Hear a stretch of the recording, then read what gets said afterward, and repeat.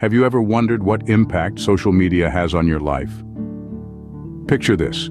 It's a regular evening, and Sarah, a young professional, finds herself caught in the relentless pull of the digital world. The constant buzz of notifications, the endless scroll of updates, the barrage of information. It's like a treadmill that never stops. She doesn't remember signing up for this marathon, yet here she is, running at a pace set by invisible forces. The more she runs, the more she feels disconnected from herself. She feels as if her life is being lived on autopilot, her actions dictated by the glimmering screen of her smartphone. Every ping pulls her attention away. Each new post adds a layer to the feeling of being overwhelmed. It's a world that promises connection, but ironically leaves her feeling more isolated than ever. She's surrounded by voices, yet she can't hear her own. In the quiet moments when she allows herself to pause, she realizes something. The world she has been so engrossed in is not her world. It's a world created by algorithms, a world that thrives on her attention, a world that never sleeps. But she's exhausted. The constant stimulation and the pressure to keep up have taken a toll on her. She feels like she's losing herself in the noise, her identity dissolving into the sea of likes, comments, and shares. And then, in the midst of the chaos, a thought strikes her. What if she took a step back? What if she hit the pause button and took a moment to breathe? What if she disconnected from this virtual world and reconnected with herself, with her passions, with the real world around her? Imagine the possibilities. The books she could read, the places she could explore, the thoughts she could pen down, the dreams she could chase. The life she could live, not dictated by the rhythm of a notification tone, but by the rhythm of her own heart. Lately, she's been feeling overwhelmed and disconnected. Maybe it's time to make a change. Maybe it's time to step off the social media treadmill and embark on a journey of self-discovery. After all, isn't that what life is really about? It's been too long since I've immersed myself in a good book. And with that thought, our protagonist Sarah embarks on a journey that is not measured in miles, but in the turning of pages, in the unfolding of tales, in the dance of words that paints vivid pictures in our minds. She delves into the realms of fantasy, exploring enchanted forests, soaring on the wings of dragons, and battling evil sorcerers. Then she navigates through the corridors of history, walking alongside kings and queens, witnessing revolutions, and feeling the pulse of eras long gone. But books offer more than just escapism. They are mirrors reflecting our own experiences, emotions, and dreams. They allow us to see the world through the eyes of others, broadening our perspectives, challenging our beliefs, and fostering empathy. As Sarah turns the pages, she's not just reading. She's embarking on a journey of self-discovery. Each character she meets, each scenario she encounters, subtly shapes her understanding of herself and the world around her. From the thrillers that keep her on the edge of her seat, to the romances that tug at her heartstrings, from the mysteries that keep her guessing to the biographies that inspire her, each book offers a unique experience, a unique insight. There's a certain rhythm to reading, a tranquil cadence that calms the mind and nurtures the soul. It's in this rhythm that Sarah finds solitude, a space to breathe, to reflect, to simply be. The world within books is as vast and varied as the one outside. It's a world that invites us to explore, to learn, to dream, to question, and to connect. And the beauty of it is that all it takes to embark on this journey is to open a book and start reading. Sarah, like many of us, had forgotten the joy of reading, the magic of stories. But now, as she turns the last page of her book, she smiles. She's reminded of the power of words, of stories, of imagination.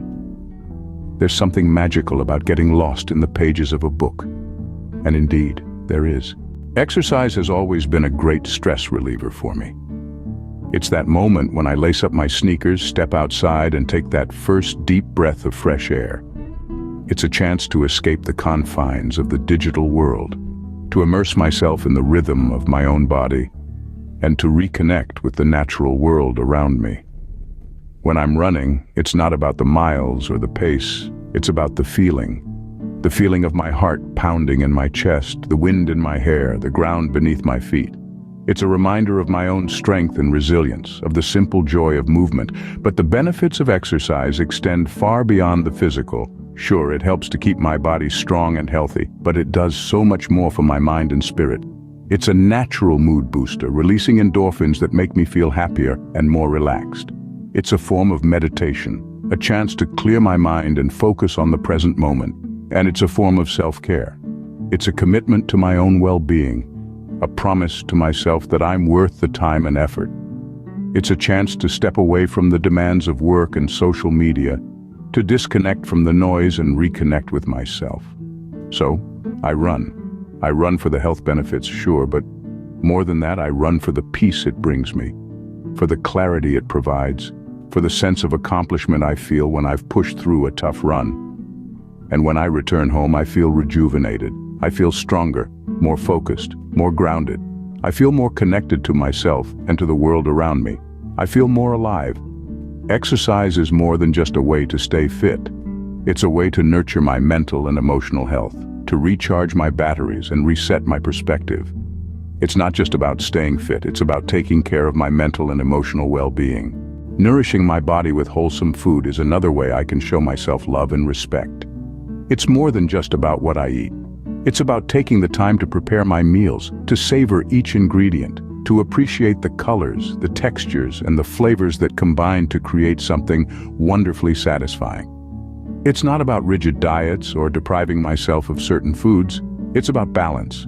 It's about making conscious choices that fuel my body with the nutrients it needs to function at its best. It's about finding joy in the simple act of cooking, of transforming raw ingredients into a meal that not only nourishes my body, but also feeds my soul. When I take the time to prepare my meals, I am reminded of the importance of slowing down, of being mindful of the food I consume.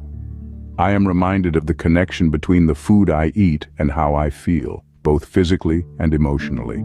Eating mindfully is not just about the food on my plate. It's about the choices I make, the habits I form, and the respect I have for my body. It's about understanding that what I choose to put into my body has a direct impact on my overall well-being.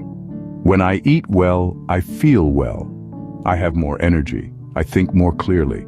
I feel more connected to myself and to the world around me. I am reminded of the importance of self-care, of taking time out of my busy schedule to nurture my body and my soul. Food is more than just sustenance. It's a source of enjoyment and pleasure. It's a way of expressing love and care for myself.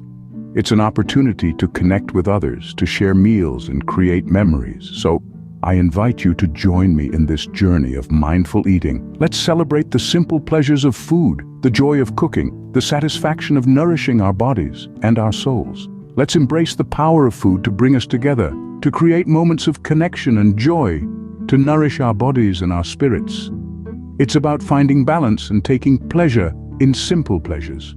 By disconnecting from social media and reconnecting with activities that feed my soul, I've found a renewed sense of purpose and fulfillment.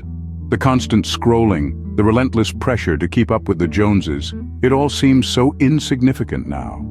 I've learned that real connection doesn't come from an app or a screen. It comes from engaging with the world around me, from delving into a captivating book, from feeling my heart pound as I run through the park, from the satisfaction of creating a meal from scratch.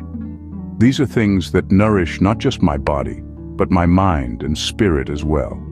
And it's not just about disconnecting from technology.